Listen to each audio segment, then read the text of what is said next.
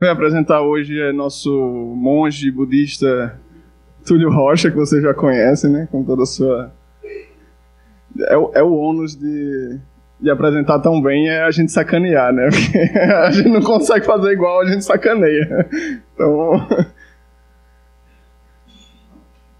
Então o Túlio vai falar pra gente, continuando na última aula de espectroscopia, vai falar espectroscopias de decaimento. Obrigado pela carinhosa introdução. Então a gente vou continuar hoje com as aulas de espectroscopia.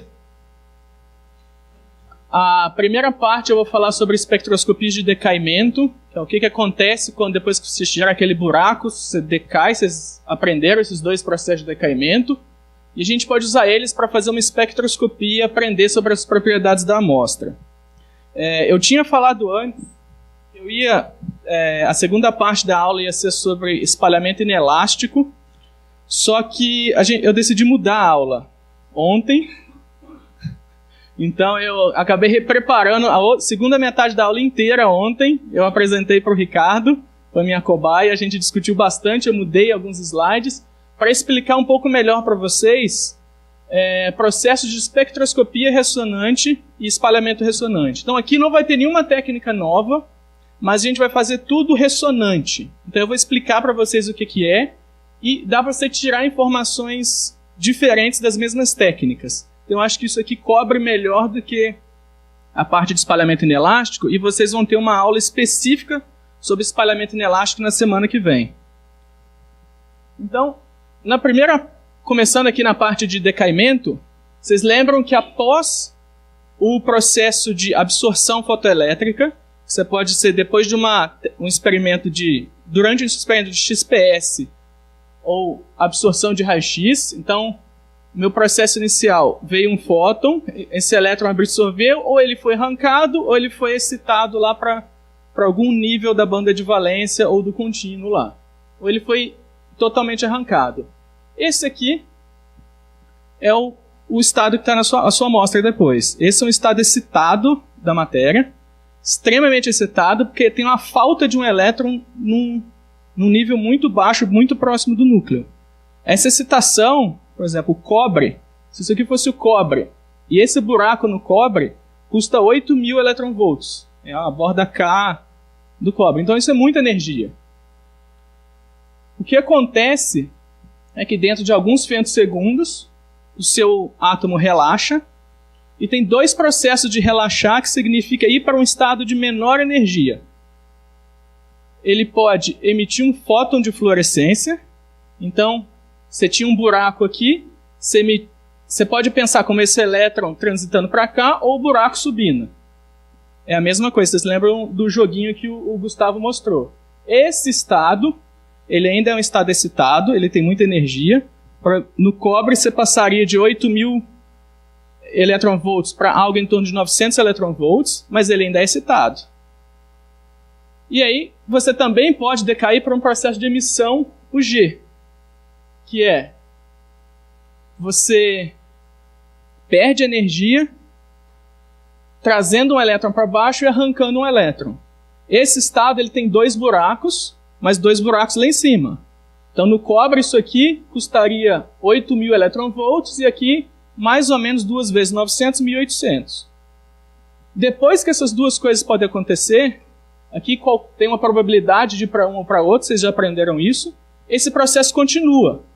Então, depois desse ponto, aqui pode acontecer um processo UG ou outra fluorescência, e aqui vice-versa. Então, o resultado final é que esses buracos vão subindo cada vez mais, e o átomo vai voltando ao estado fundamental, que é todos os níveis preenchidos aqui. Então, o que a gente vai fazer hoje, a gente pode usar esses dois processos, detectar esse fóton e detectar esse elétron, para aprender sobre estrutura eletrônica.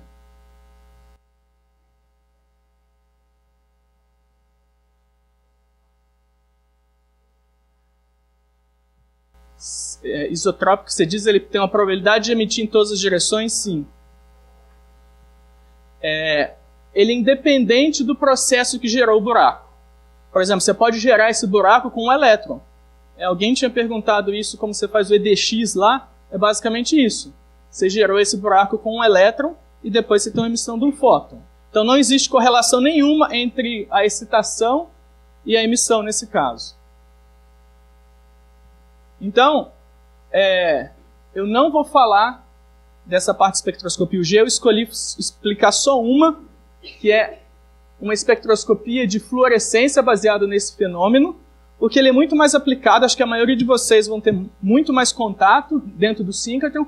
O G também é interessante, mas é aplicado para alguns casos mais particulares. Esse aqui tem uma abrangência muito maior do número de materiais que você pode sondar, e acho que a maioria de vocês já deve ter tido algum contato, então eu vou focar nessa espectroscopia. Então, eu vou chamar isso de espectroscopia de emissão ou de raio-x ou espectroscopia de fluorescência de raio-x. Os dois nomes e as duas siglas significam a mesma coisa. E como que eu faço esse experimento? Eu uso uma radiação síncrotron, excito meu material, geralmente numa energia bem alta, para eu ter a capacidade de gerar buracos em todos os elementos da minha amostra, e eu detecto esses fótons que vêm do processo de relaxação, do processo de decaimento. Então eu posso emitir minha amostra vai emitir fótons de diferentes energias, até a energia próxima à energia da minha excitação, e eu vou detectar essa radiação que a minha amostra está emitindo e usar isso para aprender a identidade dos átomos. Então isso aqui é um exemplo de um espectro, é uma amostra um espectro que o Carlos Pérez passou para mim, uma amostra de fígado bovino que eles mediram aqui na linha de fluorescência. E vocês podem ver direto aqui que vocês têm vários picos, você pode identificar os elementos com a posição dos picos, vocês lembram disso da aula do Ricardo. E vocês veem aqui que você consegue identificar diferentes elementos. A gente pode quantificar esses elementos com a intensidade, vocês lembram disso também, do Ricardo. Então, esses aqui são dois pontos muito bons dessa técnica. É quantitativo e sensível ao elemento. Tem dois outros aspectos dessa técnica que são algumas limitações dessa técnica. Que ela é pouco sensível a elementos leves. Você olha aqui, o meu sinal, isso aqui é uma amostra de fígado. Então, é um pedaço de tecido de um animal. Ele tem... A intensidade do cobre e do zinco está centenas de vezes maior do que a intensidade do fósforo. A gente tem fósforo no DNA. Então, alguma coisa está errada e essa história que ela é pouco sensível aos elementos leves. E você também é pouco sensível ao estado químico. Você determina o elemento, mas sua sensibilidade ao estado químico é muito pequena. E o objetivo aqui da aula é explicar para vocês a origem desses 4 pontos aqui.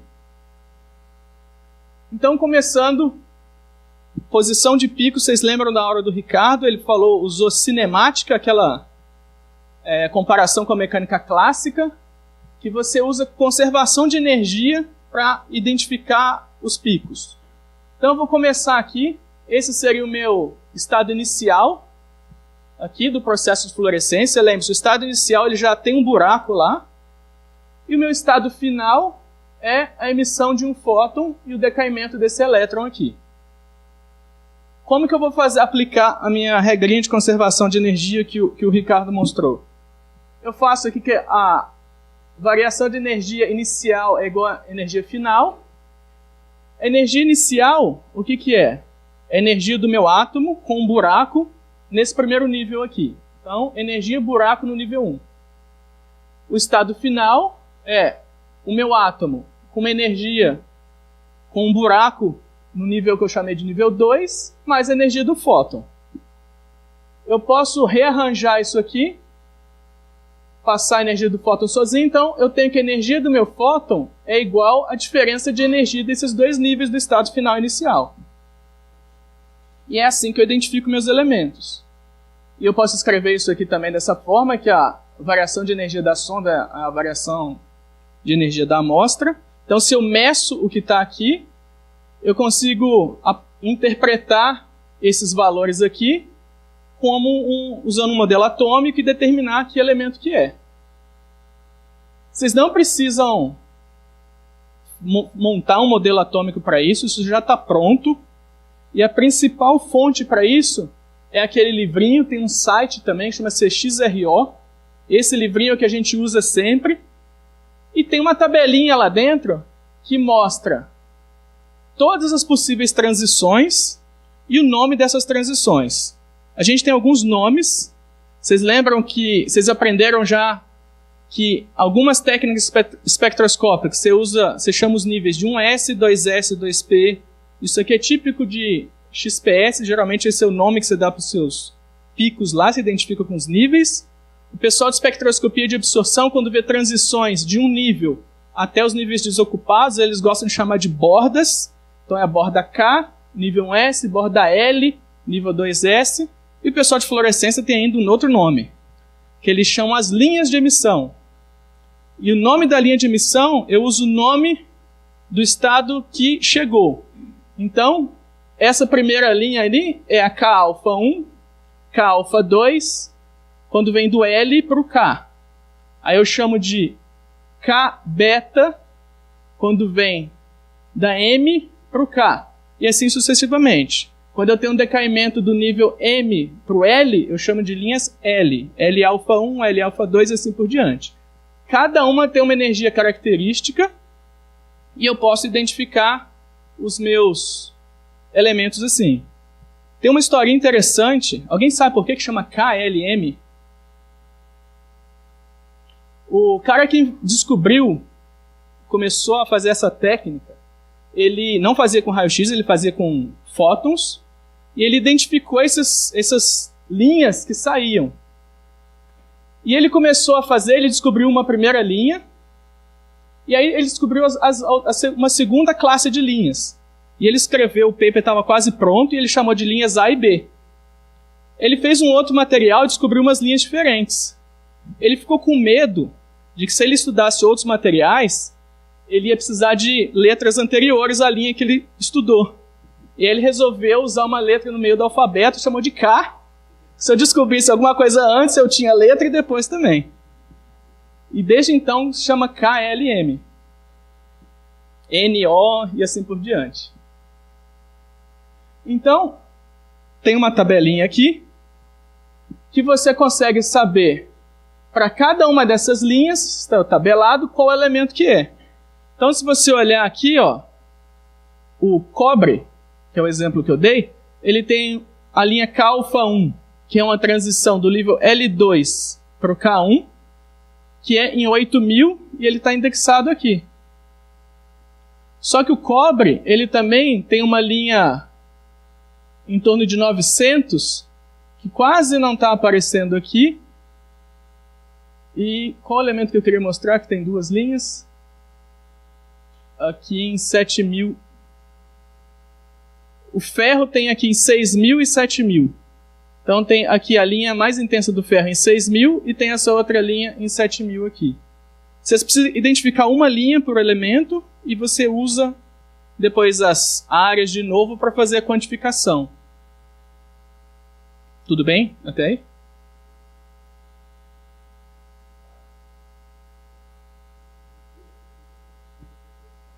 Exatamente.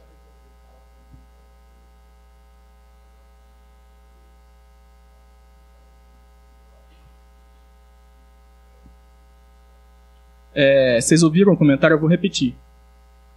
Um comentário bem interessante que relaciona com a aula de detetores. Você vê que algumas linhas aqui tem uma diferença de energia muito pequena. O K-alfa-1 e o K-alfa-2 são 20 eletronvolts. Eu não consigo resolver essas linhas dentro do cobre aqui. Ó. Essa linha do cobre, ela parece que é uma linha só. Na verdade, são duas linhas muito próximas. E o meu detetor, que é um detetor de estado sólido, que o Gustavo falou, não tem resolução suficiente para resolver essas duas linhas.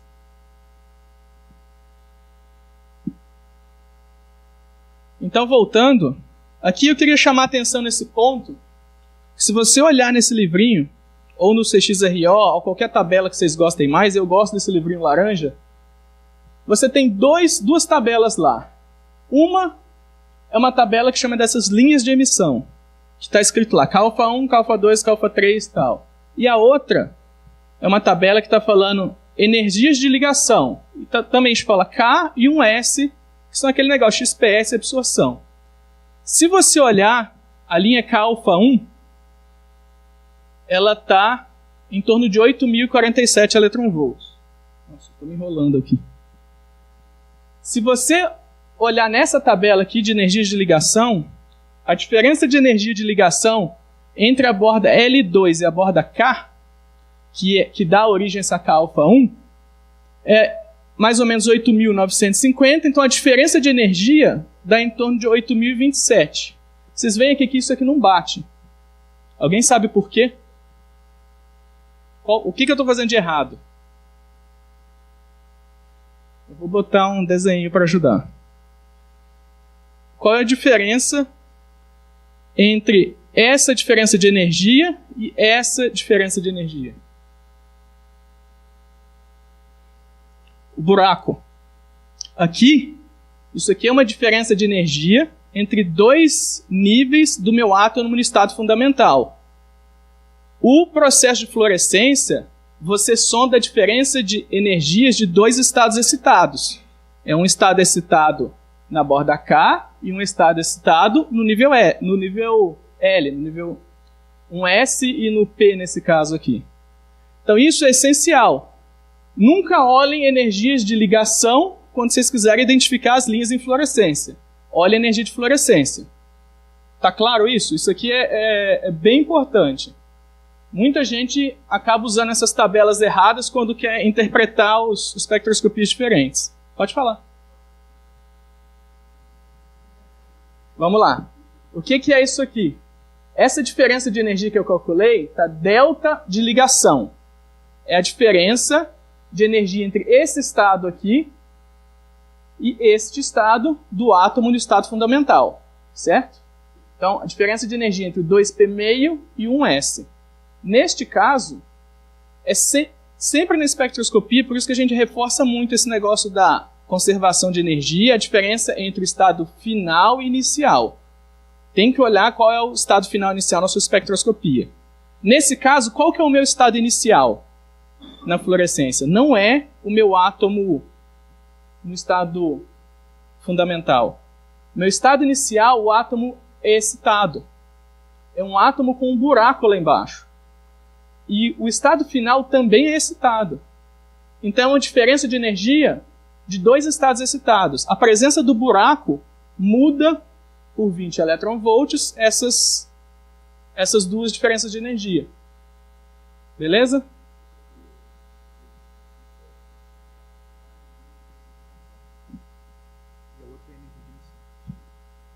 O Gustavo falou de um jeito mais simples aqui, é que o binding energy, a energia de ligação é a energia da borda e esse é a energia que emite.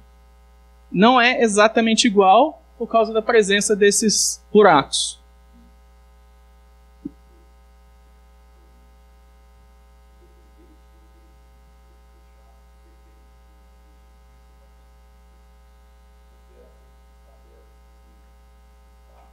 Eu vou chegar nisso. Espera um pouquinho? Ótima pergunta. Eu tenho um slide preparado para te responder.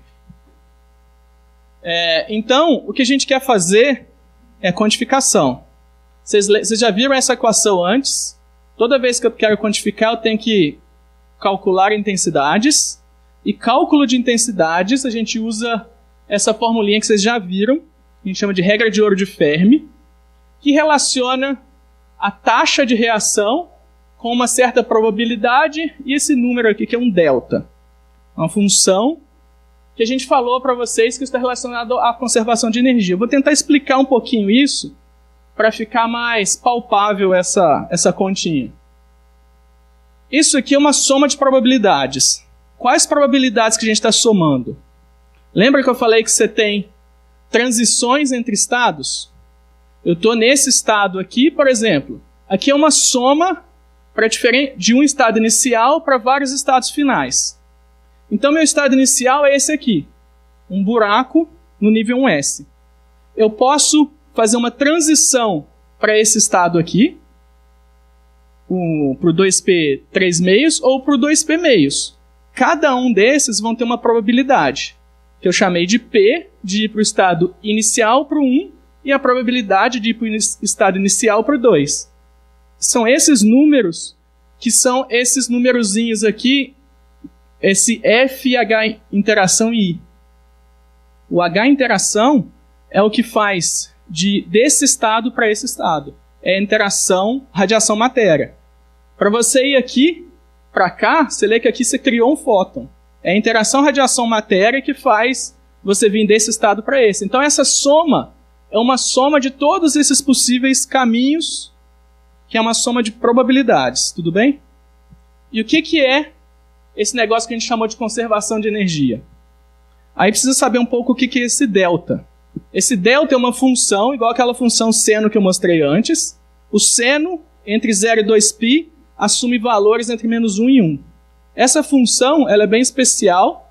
Ela é 1 se o x é igual a 0, e ela é 0 para qualquer outro.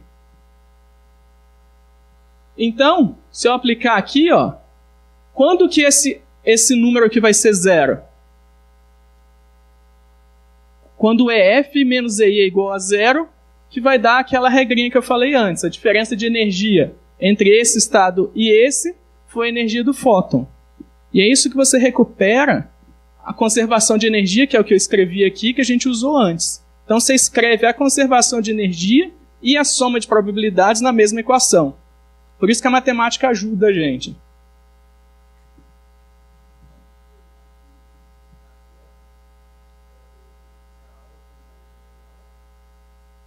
K-beta é K-alfa mais L-alfa. Não.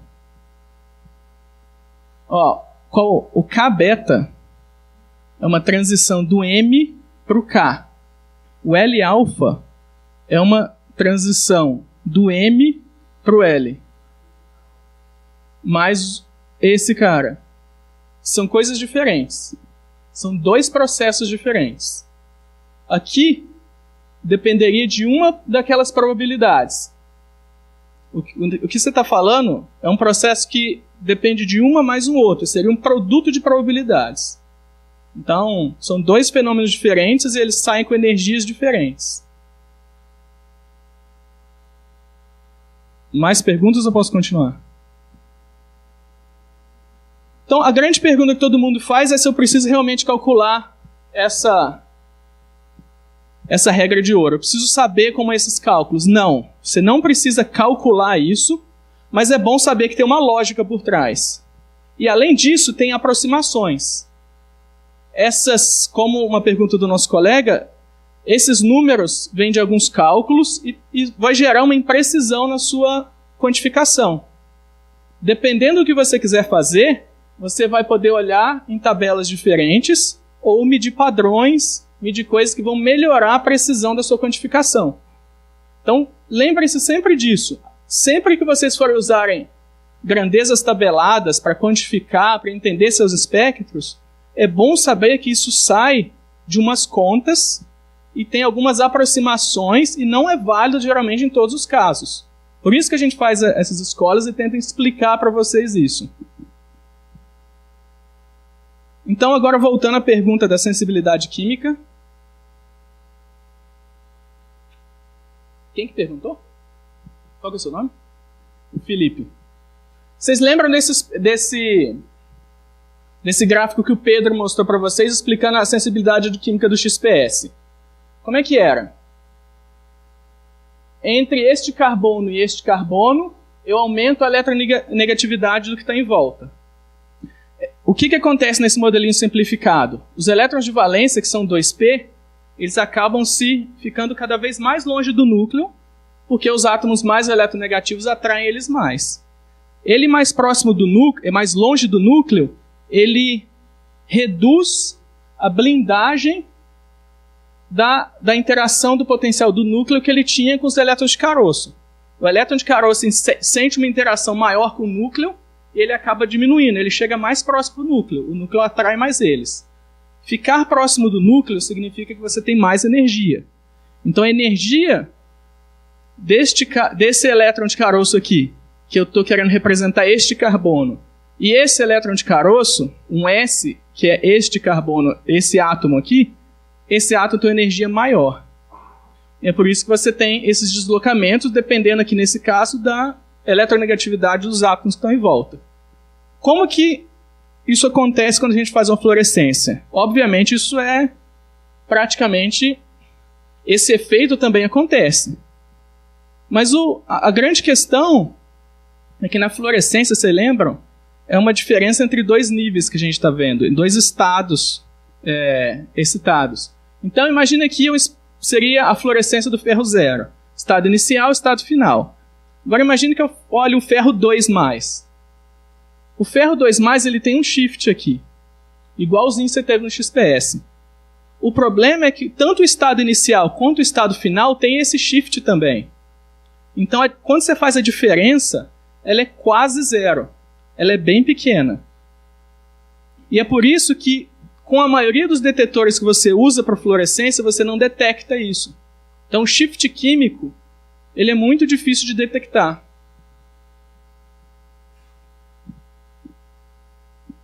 Tudo bem?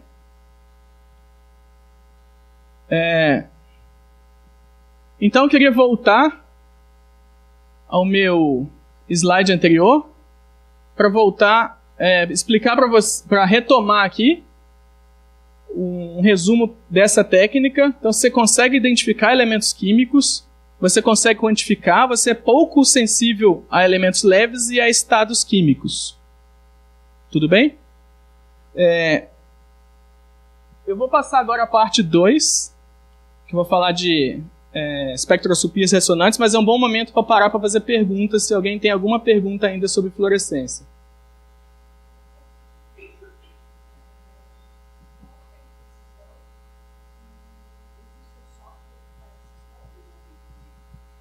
Tem tabelas que você pode olhar e tem alguns softwares que fazem isso.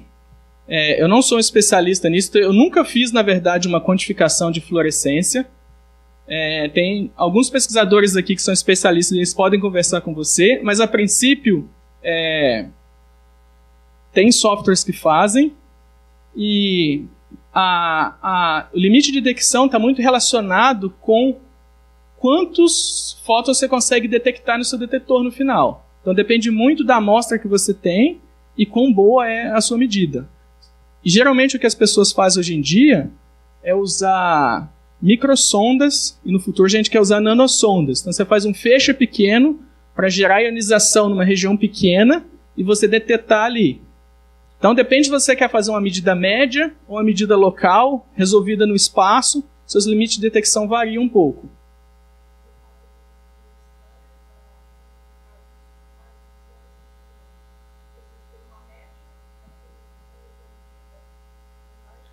Não, você vai ter uma certa precisão na sua quantificação, só que isso representa uma média. Apesar de representar uma média, você pode fazer bem preciso. Tem um erro pequeno experimental, mas isso você tem esse negócio que representa uma média, é a composição média de toda a sua amostra. Peraí, tem um esclarecimento do Márcio. Relacionado à pergunta, o Harry, no primeiro dia da escola, mostrou um monte de tomografia 5D resolvida no tempo e resolvida em elemento químico. Era usando resolvida em elemento químico, era usando essa técnica de fluorescência. Você capta os elétrons naquele voxel, né, naquele ponto da sua amostra. Então, é exatamente com essa técnica.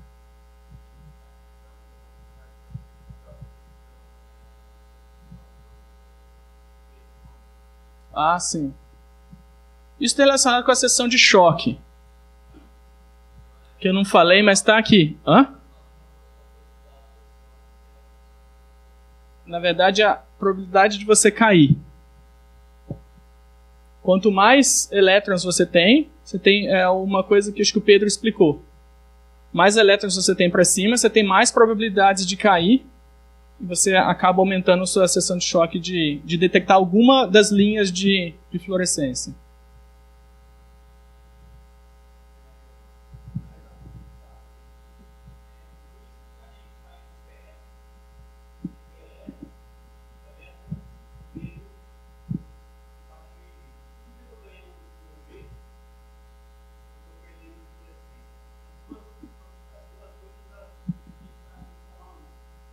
Eu não trouxe esse gráfico. Ah, tá aqui, ó. Vocês lembram daquele negócio lá no começo? Que tem uma certa probabilidade de cair para uma emissão de um fóton ou emissão de um elétron. Os elementos leves, a probabilidade de eu emitir um G é muito maior do que emitir um fóton. Então, elemento leve emite muito pouco fóton. Tem a ver com aquela coisa da proximidade desses estados aqui no elemento leve.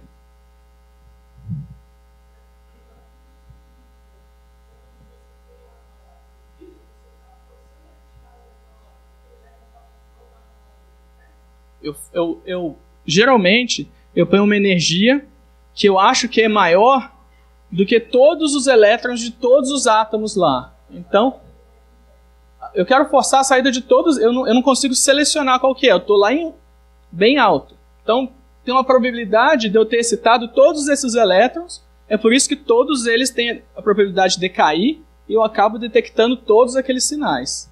Geralmente, a fluorescência você faz isso, você excita numa energia bem alta e detecta tudo o que sai. O raio-x emitido pelo K-alfa, por exemplo, ele pode ser retroespalhado pela estrutura cristalina? Ótima pergunta. Por exemplo, imagina que eu emiti um K-alfa lá dentro da minha amostra e entre ela ser emitida e ela escapasse, eu posso ter fenômenos de espalhamento e difração, sim, só que a probabilidade é baixa, porque é o produto da seção de choque de fluorescência vezes a probabilidade de espalhar. Então é uma probabilidade baixa, mas isso ocorre. Com elétrons a gente observa muito mais. A observação ocorre não somente... o espalhamento é fraco, né? Mas a absorção exatamente. Ocorre. Existe a autoabsorção é bem forte. A autoabsorção tem que ser corrigida, inclusive nos espectros de fluorescência. Ótima pergunta. E essa é uma das maiores dificuldades para fazer quantitativo, né? Amostras densas. Uma das limitações da barra de erro na quantificação é essa autoabsorção, que é a interação do fóton de fluorescência que foi gerado dentro da amostra até ele sair. Ótima pergunta e boa complementação.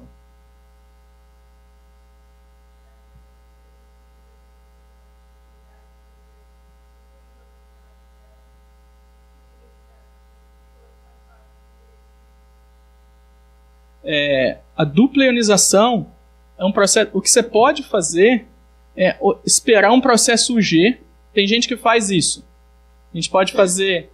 Você faz uma ionização primária, espera um processo G que gera um duplo buraco, e você quer o duplo buraco na mesma camada, né? E aí você vê o decaimento deste processo aqui. É possível fazer. Eu tentei medir na PGM aqui algumas semanas atrás. A seção de choque é baixíssima. A gente acha que viu um ombrinho ali do UG depois que decai de um duplo buraco. Então, o que a gente conseguiu fazer aqui, mas era no líquido, num aminoácido, num líquido, fazendo XPS. É bem difícil, mas a gente acha que vai fazer bem melhor nos cílios.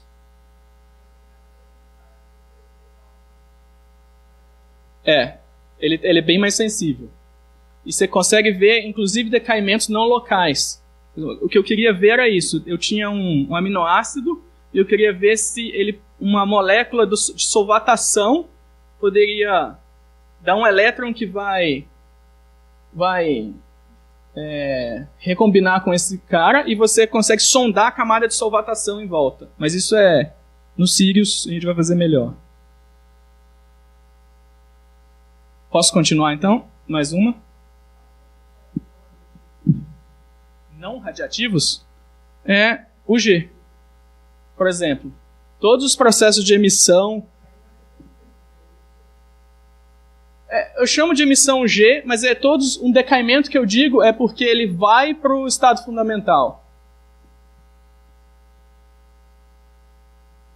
Uma coisa é, depois que esse buraco chega lá em cima, você pode ter outras recombinações. Uma dessas recombinações pode gerar luz visível. A gente usa isso para fazer detetores, que o Gustavo mostrou. Vocês vão ter uma aula específica sobre isso, que chama Sheol. E depois você perde energia por calor, plasmons e outras coisas. Esse processo é um processo em cascata que continua, até voltar ao estado fundamental. Beleza? Então vou passar para a segunda parte.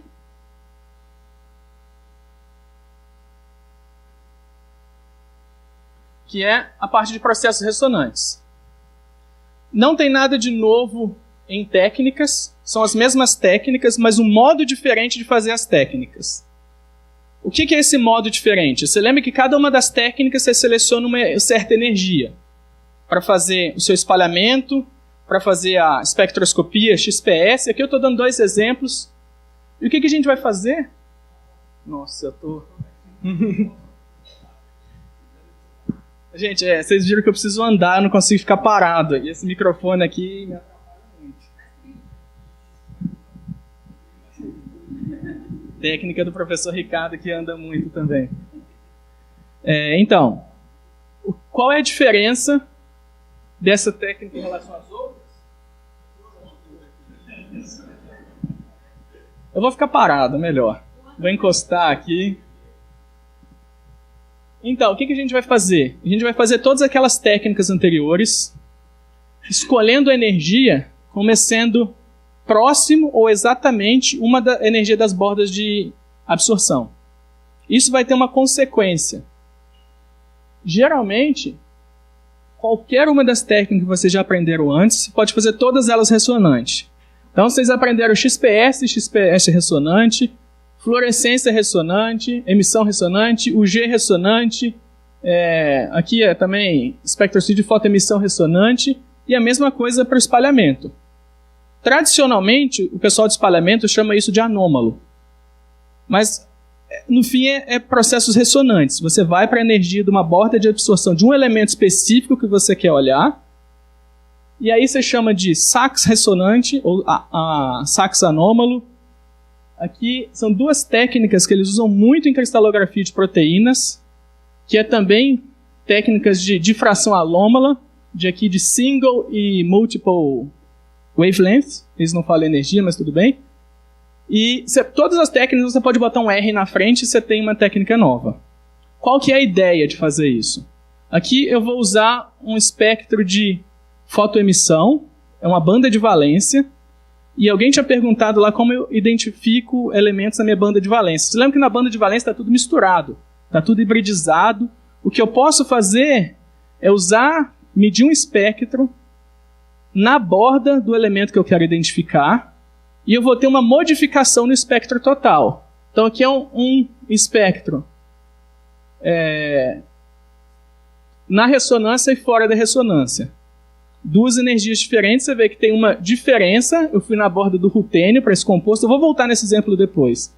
E eu tenho uma diferença na fotoemissão, eu consigo saber que aqueles sinais vêm preferencialmente do meu átomo absorvedor. Você pode fazer a mesma coisa em difração. Você faz o espalhamento, a sua difração em uma ressonância, e você pode aumentar ou diminuir a influência de um certo átomo que você está na borda de absorção. Isso muitas vezes te ajuda, por exemplo, no pessoal da cristalografia, a resolver aquele problema de fase. O pessoal de cristalografia mede um padrão de difração. Vocês vão ter uma aula disso com a Ana semana que vem. E eles têm que, a partir do padrão de difração, identificar a densidade eletrônica. Vocês lembram da aula do Márcio que no processo você perdeu a informação da fase. Então ele tem um método para adivinhar as fases.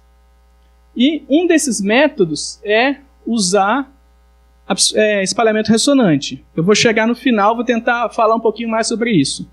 Então o que eu quero fazer hoje é tentar explicar para vocês esses fenômenos de ressonância, qual é a origem física deles e como que você tem essas variações de intensidade. Qual é a origem física dessas variações de intensidade. Então, a palavra-chave eu já falei aqui que é intensidade. Então, para entender isso, a gente vai precisar fazer aquele cálculo de intensidades. Não tem como fugir disso. E o desafio que eu me coloquei na aula, durante a aula ontem, era tentar explicar essa conta para vocês. A gente vai ter que usar mecânica quântica, mas de uma forma que vocês consigam entender e entender esse fenômeno depois. Então, meus 2 primeiras transparências vão ser um pouquinho de princípios de mecânica quântica, vocês já viram rapidinho. Só para vocês não se assustarem, eu sei que alguns de vocês já ouviram bastante de mecânica quântica, Muitos já ouviram falar e alguns devem saber muito. Esqueçam por um momento que vocês sabem de mecânica quântica ou já ouviram falar e tentem me acompanhar, que eu vou tentar passar para vocês o mínimo que precisa numa abordagem para vocês entenderem tudo que eu vou falar depois, tudo bem? Então começa do lado direito aqui. Isso aqui eu ensinei para vocês. Uma onda eletromagnética é um campo elétrico que tem fase e amplitude, e ele é uma solução de uma equação que chamava equação de Maxwell. E você aprendeu com o Márcio lá que você calculava a intensidade pegando o módulo quadrado desse campo elétrico. Quantos de vocês sabem resolver a equação de onda? Você vê que a maioria entendeu. A gente pode aprender um monte de coisa, mesmo sem saber resolver uma equação de onda. O que eu quero fazer é que vocês tenham essa mesma compreensão. A gente pode discutir esses fenômenos de quântica, mesmo sem falar de equação, dessa equação aqui, mesmo se ninguém sabe resolver uma equação de Schrödinger, que a gente possa discutir e tentar compreender aquelas variações de intensidade. Então, o que eu preciso que vocês entendam? A grandeza principal da mecânica quântica é esse número aqui, que eu chamo de amplitude, que ele serve para eu calcular uma probabilidade. A probabilidade é a parte que importa na mecânica quântica. É a probabilidade, por exemplo, vocês viram antes, aquelas probabilidades de eu ir para um estado inicial, para um estado final. Para cada um desses processos, eu determino uma amplitude. E essa amplitude é um número complexo. Bem parecido com o caso do campo eletromagnético. A gente usou um número complexo aqui também. Nesse caso, foi só um artifício matemático para eu não ficar escrevendo seno e cosseno. Aqui é uma coisa real. Real porque a minha equação ela já é complexa. O fato dele ser complexo é um dos motivos que você não interpreta fisicamente esse cara. Essa amplitude serve para calcular probabilidades. Tudo bem até aí? Isso é extremamente importante que fique na cabeça de vocês, que eu vou precisar usar isso. Agora eu vou para o meu segundo princípio de mecânica quântica, que é o último que eu vou precisar. Como que eu combino essas amplitudes e probabilidades? Eu vou falar duas regras. Uma, quando esses eventos acontecem em paralelo. Eu posso ir para um caso e ir para o outro. E eu não sei qual dos dois que eu fui. Sempre que isso acontecer, eu vou somar amplitudes. Tudo bem?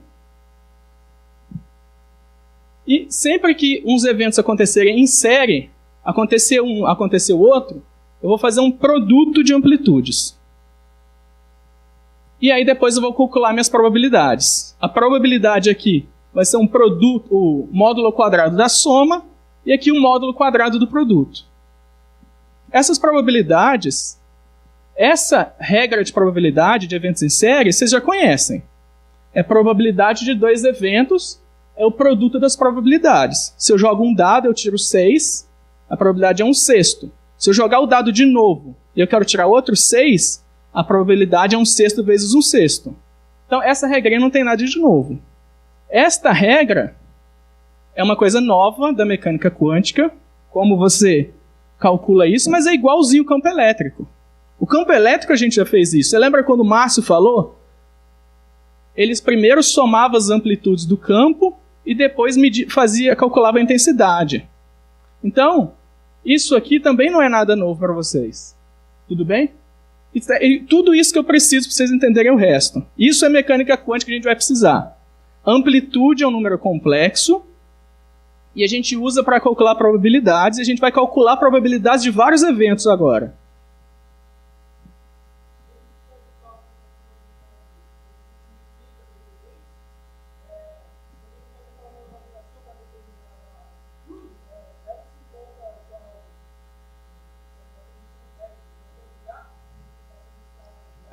Cuidado, lembra que eu falei, esquece essas coisas para não confundir. Depois eu posso esclarecer isso. Tem um jeito de fazer isso, mas são amplitudes. Simplesmente números complexos que eu estou multiplicando e tirando um módulo depois que representa a minha probabilidade. Tudo bem? Depois eu esclareço. Então, eu quero usar essas duas regras, esses dois princípios, para calcular probabilidades agora. Então vamos, antes de passar para o experimento, eu vou aplicar essas regrinhas para uma coisa que vocês já conhecem, antes de calcular as intensidades, que é o experimento de dupla fenda. Quanto tempo que eu tenho? Tá. Vocês lembram do experimento de dupla fenda? Você gera um padrão de interferência aqui, o Márcio explicou para vocês a origem disso. Eu quero tentar interpretar esse negócio no limite quântico agora, que seria, por exemplo, um limite de baixa intensidade, onde a cada segundo eu tenho só um fóton chegando no detetor. Então o fóton pode ter ido por um caminho ou pelo outro. E eu vou gerar duas amplitudes, que vão ser as amplitudes de probabilidade do fóton ter ido pela fenda 1 ou pela fenda 2. Eu quero calcular a probabilidade no meu detetor. Esses eventos são em paralelo, e eu não sei por onde ele passou, então eu vou usar minha regrinha. Eu tenho que somar a probabilidade de passar pela fenda 1 e chegar no detetor. Isso eu vou chamar, existe uma amplitude para descrever isso. E uma outra amplitude de sair do síncrotron, passar pela fenda 2 e chegar no detetor, que eu chamo de psi2. A probabilidade de detecção é isso aqui. Se eu coloco esses números aqui em cima, tudo bem até aí? E agora eu vou abrir esse quadrado aqui. Quando eu abro esse quadrado, é o quadrado do primeiro, quadrado do segundo, mais esse termo aqui, que é 1 vezes o outro, vezes o cosseno da diferença de fase. Isso aqui é só uma matemáticazinha, mas acontece a mesma coisa do campo elétrico. E é esse cara que a gente chama de termo de interferência. Isso aqui é o que dá origem a essas oscilações. Porque o que você tem? Aqui você tem a soma de duas intensidades, e aqui você tem um cosseno multiplicando o número. Esse cosseno, lembra, varia de -1 a 1. Então esse cosseno que dá origem a essas oscilações. A gente chama de termo de interferência. Oi? Eu perdi o 2 aqui. Muito bom. Tem gente acompanhando. Tudo bem? Agora eu vou usar esse mesmo exemplo para tentar ilustrar aquela minha regra de eventos em série. Como que eu vou fazer o evento em série? Você lembra que eu falei de uma probabilidade de ir do síncrotron até o detetor? Eu vou quebrar em duas probabilidades. Eu vou do síncrotron até a fenda 1 e a fenda 1 até o detetor. E aqui é a mesma coisa. Então a probabilidade 1 eu vou chamar como um produto de probabilidades, porque são eventos em série, em sequência. E esse também. Aí como que eu posso fazer o cálculo da intensidade? Isso aqui não muda o meu padrão de difração. O padrão de difração é o mesmo. Eu só estou fazendo uma conta diferente que eu quero calcular amplitudes diferentes para diferentes processos. Então eu faria a conta de novo, esses dois eventos são em paralelos, e escreveria o psi1 ele quebrado em duas amplitudes e o psi2 quebrado em duas amplitudes, tudo bem?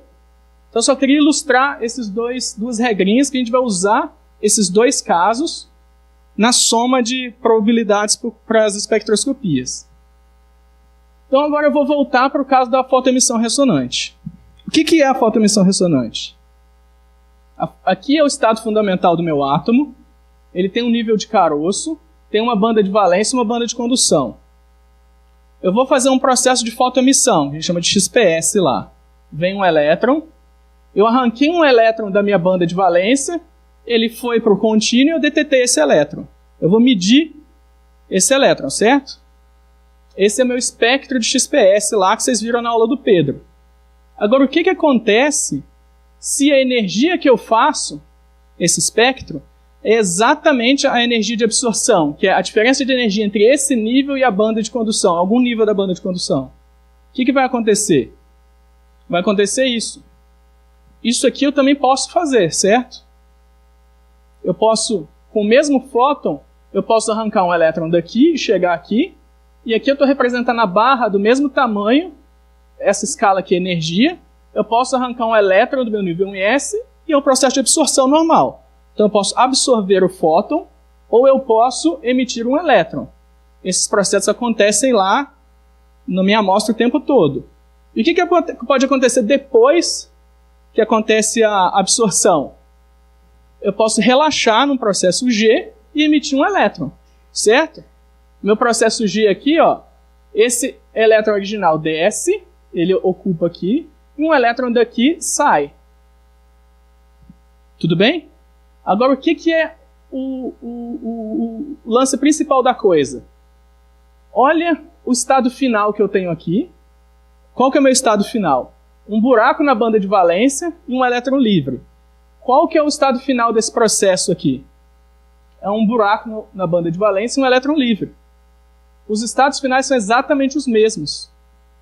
Se eu estou detetando esse elétron no meu detetor, eu não sei se ele veio de um processo de XPS ou um processo de absorção seguido de decaimento. Esses dois processos ocorrem ao mesmo tempo. Então, em mecânica quântica, que acontece essas coisas? Há um processo de interferência. Então, a gente pode usar aquela mesma analogia, aquela mesma continha que eu fiz, a gente pode usar para calcular qual é a intensidade total de detectar um elétron. Eu não sei se o elétron veio deste caminho ou deste. Eu vou ter que calcular... Oi? Não, esse buraco aqui não existe, né? Porque ali está tudo desocupado. Eu só continuei ele aqui para vocês lembrarem. Mas aqui está desocupado tanto quanto aqui. Então, o estado inicial é igual, o estado final é igual. Agora, como que eu vou fazer a conta de intensidade? Eu vou fazer quântico e vou associar amplitudes para cada um desses processos. Então, essa aqui é a amplitude de probabilidade de eu fazer um evento de XPS. Aqui é a amplitude de probabilidade de fazer uma absorção. E aqui é a amplitude de probabilidade de decair para um G. Agora eu quero combinar. Qual é a probabilidade de eu medir um elétron? É a probabilidade total. E eu tenho que calcular a probabilidade total a partir dessas amplitudes. Então é isso que eu vou fazer. Vocês lembram a minha regra? Esse aqui eu vou chamar de Psi1, o caminho 1. Ó, caminho 1 e caminho 2. Primeira regra, eu não sei de onde ele veio. Eu faço em... Quanto tempo que eu tenho? Ah, tá tranquilo. Tem muita conta ainda para fazer. Então aqui a probabilidade é a soma deste caminho com este, e este aqui eu vou quebrar em um produto. Tudo bem até aí, né? Vocês lembram da regrinha. E agora eu vou fazer aquela brincadeira de calcular. Quebrar isso aqui, eu vou esquecer o fator 2 de novo. E eu posso fazer uma probabilidade de XPS, um produto de duas probabilidades aqui, mais um termo que é o termo de interferência. Uma interferência quântica entre essas duas coisas. E aí eu posso escrever usando os números que são mais familiares, que eu já expliquei para vocês, as seções de choque. Isso aqui é a probabilidade de fazer um processo de XPS, a probabilidade de absorver um fóton e emitir um elétron, é uma certa... Vocês têm uma certa seção de choque. Eu vou colocar proporcional aqui, porque não é exatamente o número. Vocês lembram disso? Seção de choque não é a probabilidade. Mas é só para botar um número próximo do que vocês já conhecem. Esse aqui é o produto de duas probabilidades. E eu tenho um termo de interferência. E esse termo, o que ele faz? A minha intensidade total, ela pode ser maior ou menor a intensidade de eu estar fora da ressonância. Então vamos olhar para essa fórmula aqui. E o que acontece quando eu estou fora da ressonância? Eu vou fazer uma fotoemissão com uma energia bem acima da borda. Lembra? Bem acima da borda, seção de choque de absorção é muito baixa. Esse termo aqui vai a zero. Esse termo vai a zero. A probabilidade é a probabilidade de XPS normal. Eu vou chegando perto da borda, eu posso aumentar esse termo. A minha seção de choque pode aumentar, mas ela também pode diminuir, porque eu sempre tenho interferência. Esse termo aqui, você lembra? Ele depende de um cosseno, ele pode variar de -1 a 1, dependendo dessas diferenças de fase. Então é isso que acontece no processo de fotoemissão ressonante. Agora a gente pode voltar no exemplo e entender melhor aquilo. Qual que é? Isso aqui é a banda de valência desse composto aqui. É um rutenato de titânio e estrôncio. Eu coloquei certo ali. O 0,5 está grande ali. É um rutenato de estrôncio, que eu substituo metade dos átomos de rutênio por titânio. É assim que você entende aquela fórmula lá. Aí o que eu quero fazer? Minha banda de valência está toda misturada no espectro de XPS. Eu não sei, e o que eu quero saber é qual é o elemento que tem a densidade de estados próximo do zero, próximo do nível de Fermi, que é isso que vai estar relacionado com a condutividade do meu material. Então eu vou fazer uma medida ressonante. Aqui é um gráfico da borda de absorção L3 do rutênio. Então aqui então eu faço uma medida numa energia antes da borda, é o espectro azul, e eu faço em cima da ressonância, é o espectro vermelho. E você vê que vocês têm uma diferença aqui. Você aumentou essa densidade de estados aqui. E aí o que eu faço aqui embaixo, esses pontinhos abertos aqui, é o espectro de diferença. É um menos o outro. Então isso aqui, você vê que aqui eu tenho umas diferenças, mas eu tenho certamente uma densidade de estados alta aqui próximo do zero, que é o meu nível de Fermi. E essa linha é um cálculo teórico de o que você espera que é a densidade de estados projetados no rutênio. Pergunta?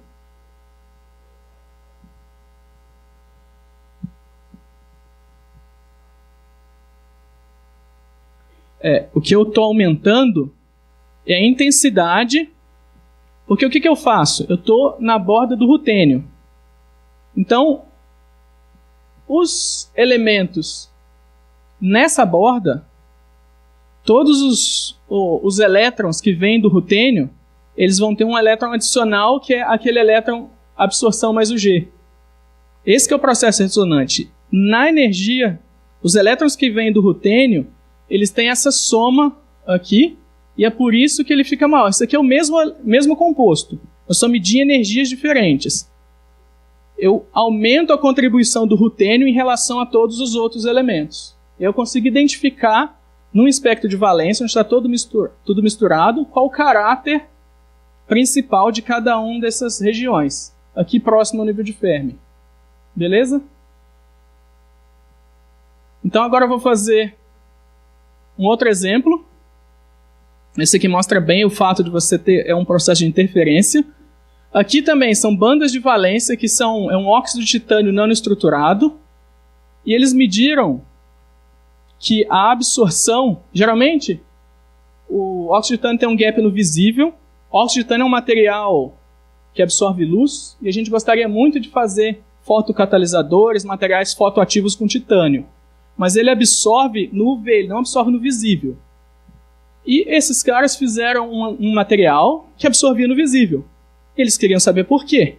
Então eles fizeram essas medidas de fotoemissão numa determinada energia, eles não viam nada. Eles viam que a borda dos meus níveis de condução estava mais ou menos aqui, que é o começo da banda de valência, desculpa. O topo da banda de valência estava mais ou menos aqui, em torno de 3 alguma coisa em relação ao nível de Fermi, isso absorvendo no UV. E o que eles fizeram foi fotoemissão ressonante.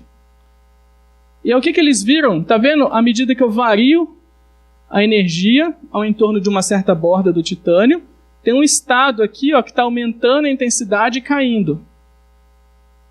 E o que esse gráfico está mostrando é que existe um estado aqui que tem uma energia bem mais próxima aqui. Então você pode ter transições nesses estados que acaba absorvendo no visível.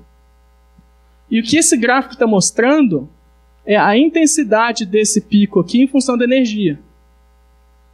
E você vê que é difícil de acompanhar, você tem que ter fé, é um gráfico experimental, mas a forma de linha, ela primeiro desce, aí depois sobe na região de energia e desce de novo.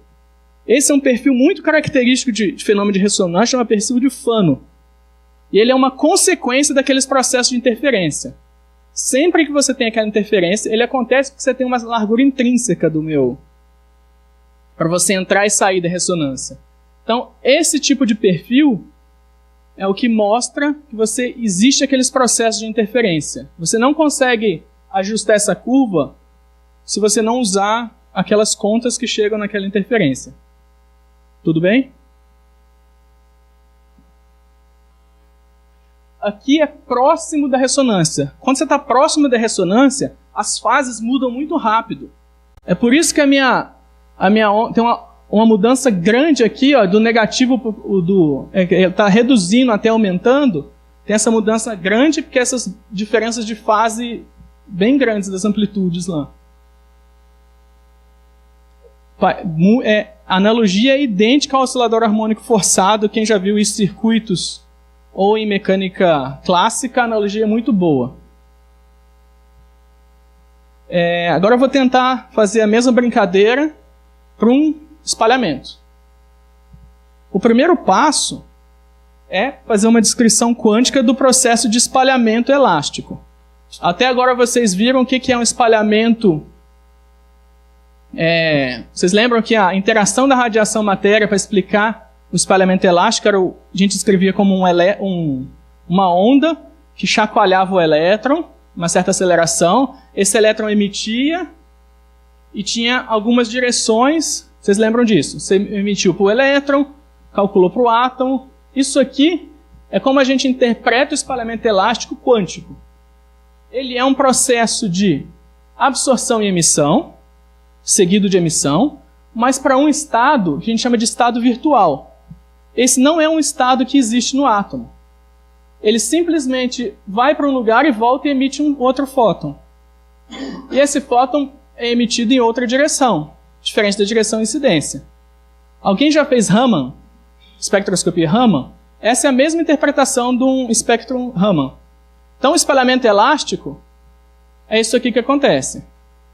Quando eu estou fazendo não ressonante, eu estou fora de uma energia de ressonância. O que acontece quando eu faço espalhamento na energia de ressonância, numa borda? Eu vou usar a energia de uma borda do material, que o meu material é esse aqui, fictício, e a energia da borda é a diferença daqui para cá. O que acontece quando eu faço isso? O meu nível virtual casa com o nível real do material. E aí o que pode acontecer? Isso aqui é uma possibilidade, igualzinho que tinha antes, mas eu posso também criar uma absorção fotoelétrica. Eu posso arrancar esse elétron e jogar ele na banda de condução, com a mesma energia que eu tenho aqui. Essa distância é a mesma. Aqui eu não conseguia fazer isso. Aqui esse evento ocorre. E eu tenho um decaimento depois. Só que um decaimento por fluorescência agora. Eu vou decair e vai ser emitido um fóton de fluorescência. Vejam que, novamente, esse estado final é igual a esse estado final. Eu tenho um átomo no estado fundamental e um fóton saindo. O que eu meço no meu detetor, eu não sei quem é quem. Então, num processo de espalhamento ressonante, não há mais distinção o que é absorção e o que é espalhamento. Você lembra que a gente falou que a gente ia misturar as coisas em algum momento? Absorção e espalhamento? Esse é o exemplo. Absorção e espalhamento são sempre intimamente ligados, e essa ligação fica muito forte quando você faz espalhamento ressonante.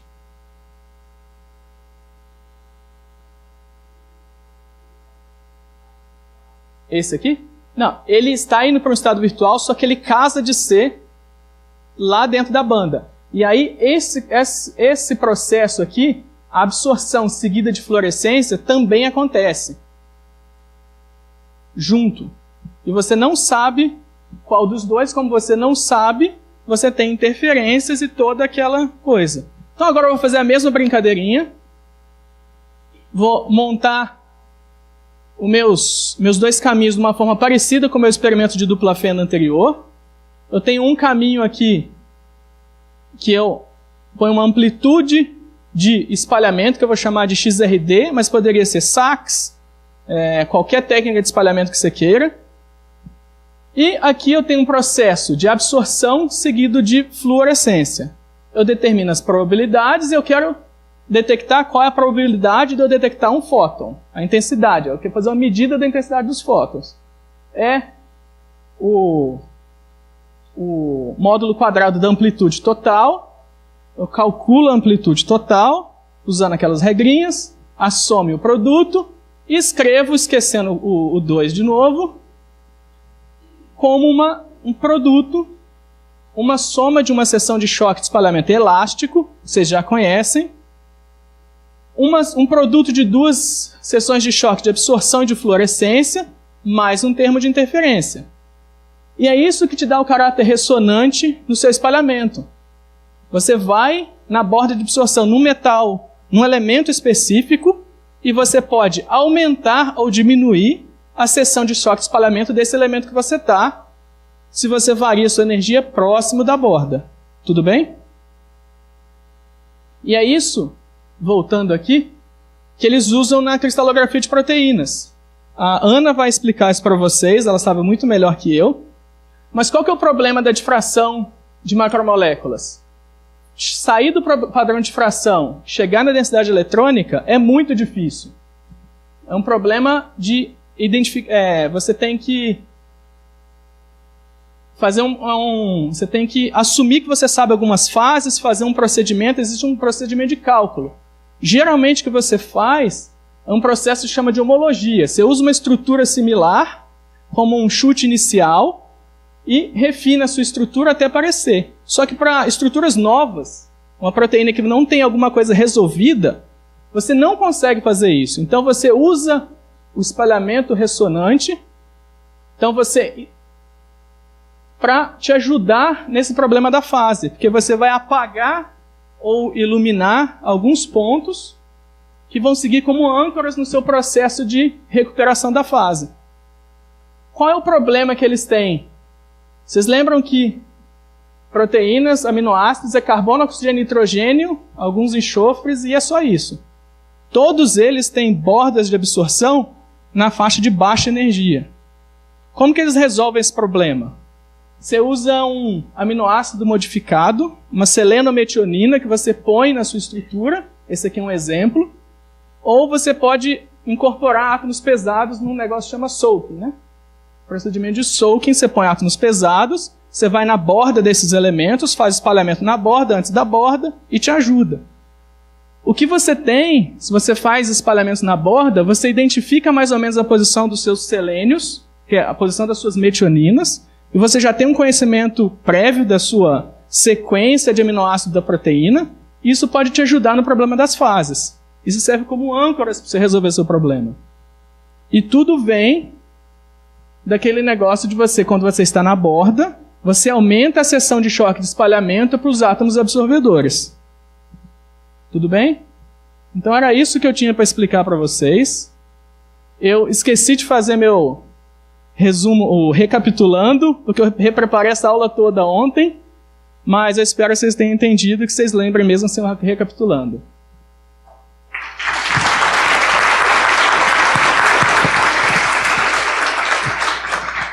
Obrigado, Túlio.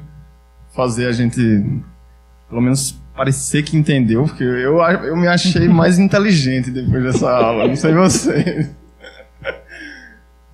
Mais perguntas?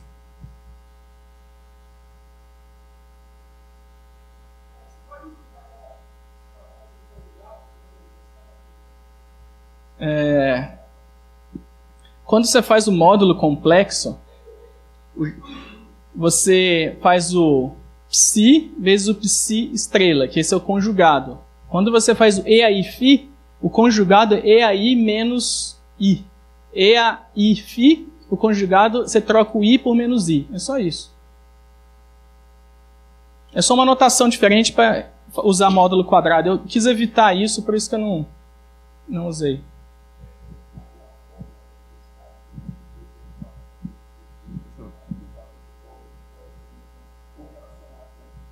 Perfeito. Eu queria fazer isso, mas não deu tempo. Pode repetir a pergunta? Deixa eu repetir. Ele falou, olha, eu tive uma aula de espalhamento ressonante, de fração ressonante, e o efeito da borda aparecia naqueles fatores de estrutura F, F' e F2 lias. A pergunta dele é como que eu correlaciono essas duas coisas? Eu acho que eu consigo fazer isso, eu nunca tentei, essas coisas a gente foi rabiscando num papel ontem, mas vocês lembram que a seção de choque é o módulo quadrado do fator de estrutura? O F' e F2 linhas são esses termos que aparecem aqui, esse aqui é o F0, e aqui é a contribuição do F' e F2 linhas. Eles estão ali. Lembra que tem uma parte ali complexa, relacionada com diferenças de fase, que vão estar nesse termo de interferência lá. A descrição dá para fazer bem análoga.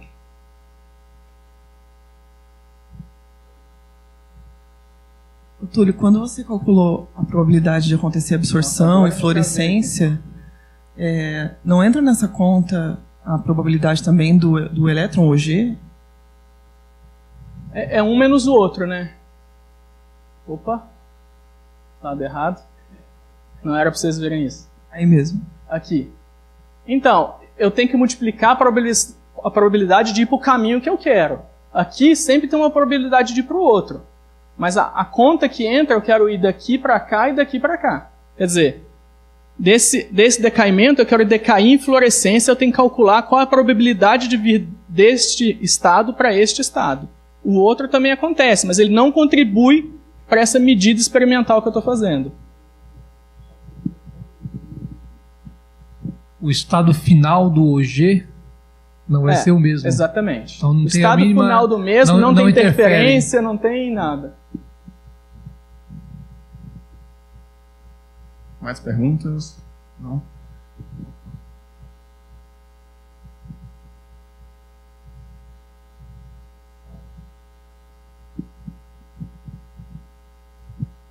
Você poderia explicar de novo o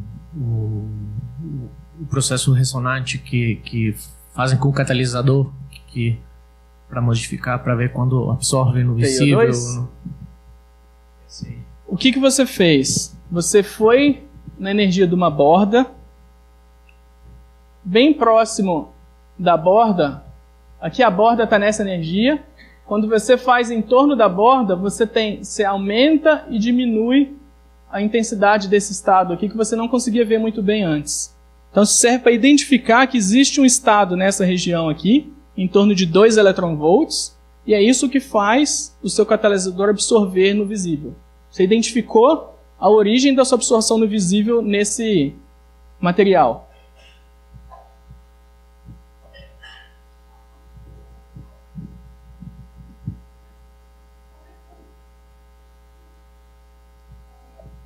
Eu analiso para saber se eu vou fazer uma espectroscopia direta ou indireta?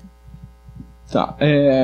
Então a pergunta é: quando eu sei se eu devo fazer uma espectroscopia, absorção ressonante ou direto? Depende do que você quer olhar. Espectroscopias espalhamento ressonante depende para enfatizar o efeito de um elemento específico que você quer ver.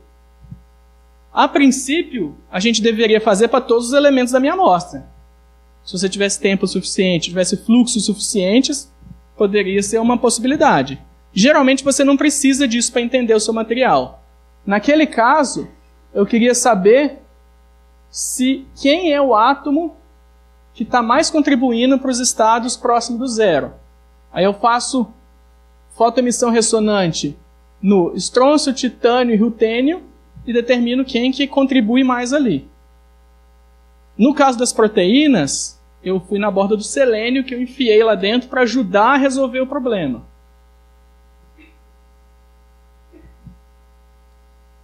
Agora, veja um espectro normal de absorção, eu meço um espectro. Ressonante, geralmente, você tem que medir vários. Então, a medida ressonante não é só, às vezes, 2. Aqui eles só mostraram 2. Mas eles tiveram que medir várias energias aqui. Então não é simplesmente multiplicar por 2, mas às vezes multiplicar o número de espectros ou de fratogramas que você mede por 10. E aqui eu tinha só uma ressonância. Eu posso ter várias ressonâncias, de diferentes estados de oxidação diferente. Então as medidas podem ser bem complicadas e aí o número de espectros aumenta bastante. Mas quanto mais você mede, mais de informação é possível você tirar, se você analisa os dados bem depois. Mais perguntas?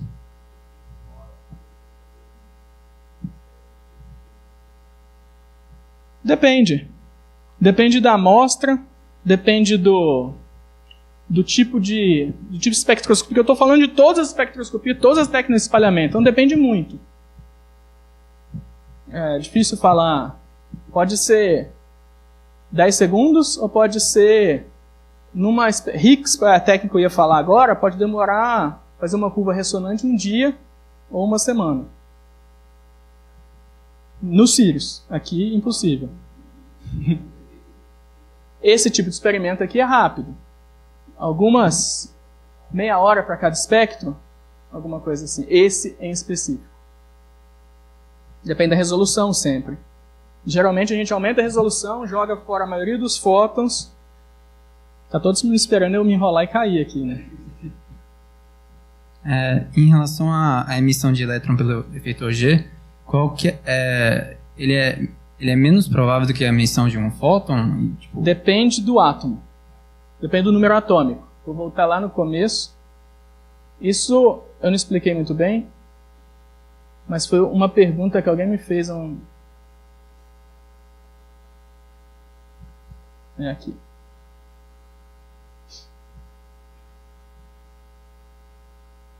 É esse aqui, né?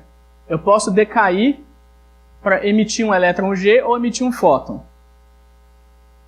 Num elemento leve, a distância do 1s para o 2s, a distância em energia é pequena e a distância espacial dos orbitais é pequena. Então o que acontece? As funções de onda 1s e 2s elas têm uma superposição grande. O 2p e o 1s têm uma superposição grande. Então a probabilidade desse elétron vir para cá é alta porque ele já tem uma probabilidadezinha de estar lá. Esses elétrons não estão no mesmo lugar, eles estão sempre passeando naquela distribuição de energia. Então, num elemento leve, essa probabilidade de UG é muito alta. Então, você emite pouca fluorescência. Carbono, oxigênio, nitrogênio, fósforo. Pouca fluorescência, muito G. Elementos pesados, a distância em energia é alta. Eu falei do cobre. Esse aqui é 8.000, esse é 900. E a distância do núcleo, onde está o máximo de probabilidade de se encontrar o elétron, também é bem separado. Então, a superposição, esse elétron, ele caminha, a probabilidade desse elétron estar aqui é muito baixa. Então, é muito mais provável emitir um fóton do que esse elétron vir para cá e sair. As duas coisas sempre acontecem, mas a probabilidade, as seções de choque, são diferentes. A soma desses dois é sempre 1. Em elementos leves, isso aqui é 95% e isso aqui é 5%. Em elementos pesados, o contrário. E no meio, ele vai mudando suavemente. Umas curvas que eu coloquei aqui, eu não falei muito bem. Que é aqui, ó. Isso aqui é a probabilidade de emitir fluorescência para diferentes camadas. Você vê que ela cai à medida que o número atômico diminui.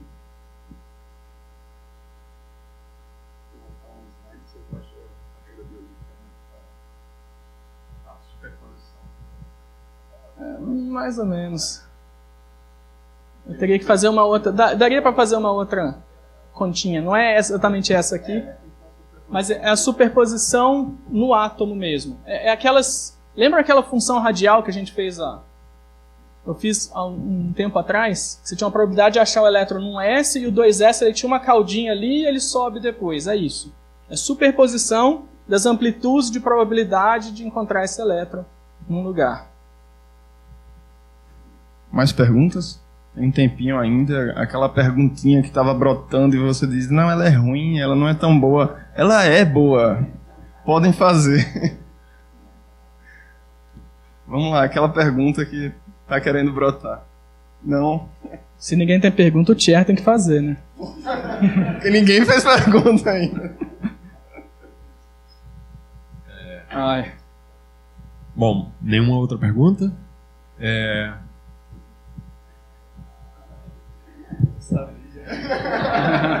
Demorou a brotar, mas eu sabia que ela vinha. É só...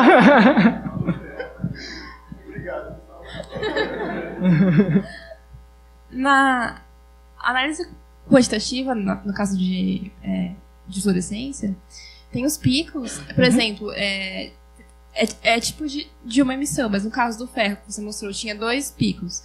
Eu somo as áreas dos 2 picos ou eu somo só de um pico? Um só, você só precisa de um e usa o fator, a seção de choque de um deles. E é relativo também dos elementos que eu obtenho. Os cálculos de seção de choque são sempre relativos, mas você pode ter quantificação absoluta se você usa padrões, aí depende do seu padrão, você tem efeitos de matriz por aquela coisa da autoabsorção. Então, quanto melhor você quiser a precisão, mais você vai ter que trabalhar em cima dos seus padrões, tem que ser o mais reprodutível possível, mais próximo possível do que é a sua amostra.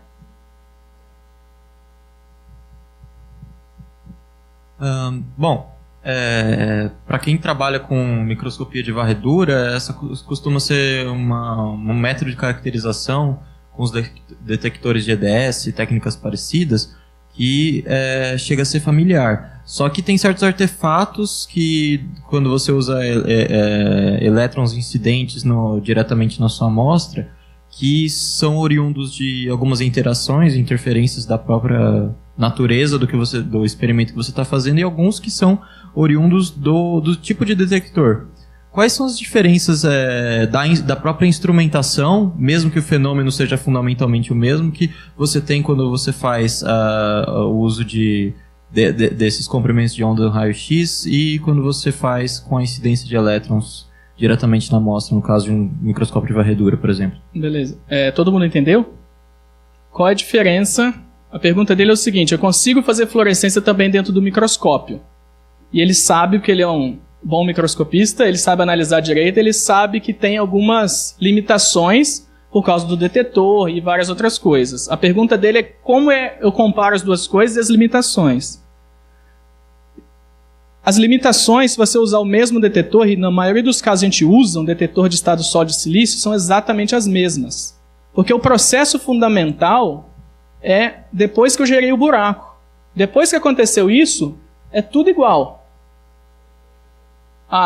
Se eu usar o mesmo detetor, eu vou ter os mesmos problemas na quantificação, as mesmas aproximações e tudo. Eu posso usar detetores melhores. Eu posso usar um detetor dispersivo, um monocromador, que eu jogo depois no detetor e aumento a minha resolução. A gente tem mais liberdade porque eu não estou dentro do microscópio eletrônico. Eu posso fazer microfoco, eu posso varrer amostras igual você faz dentro do microscópio de varredura. Então, bem parecidos, são técnicas muito complementares. E uma das coisas talvez diferente é um pouco o volume sondado. Aqui também você pode fazer uma tomografia, você pode fazer todas aquelas técnicas de imagem. E o volume sondado aqui depende do volume de interação do raio-x, que é bem grande. O volume sondado no EDS depende do volume, o volume de interação do raio-x. Você já deve ter visto esses gráficos, a perinha assim. Essa perinha tem mais ou menos 1 micron. Aqui a gente sonda, o volume sondado pode ser um pouco diferente. Bem maior, ou bem menor se você queira, se você põe energias baixas para sondar elementos pequenos. Oi? O grande coisa, a energia incidente do microscópio eletrônico está fixa. A energia incidente aqui é variável. Eu posso fazer fluorescência ressonante, se eu quiser. Você pode fazer um nanofoco também. Pode fazer nanofoco, o que você também tem no microscópio eletrônico. Não, mas lá a perinha tem um tamanho limitado. Exatamente. Aqui o nanofoco pode ser lá os seus 40 nanômetros da carnaúba e vai ser um pincel de 40 nanômetros na sua amostra e vai sair dali. Sobre detetores, inclusive está sendo desenvolvido um detetor de mais alta resolução aqui, baseado em difração, com um cristal de silício novamente, e analisa para diferentes ângulos, você vai estar selecionando diferentes energias. Você põe isso num daqueles detetores que o Gustavo falou, o MEDPIX, né, que ele falou, e em função da posição você vai ter energia em função da posição, por exemplo, que é uma ótica dispersiva. Uma medida dispersiva no detetor. Bom, vamos agradecer de novo, Túlio. Muito legal a aula.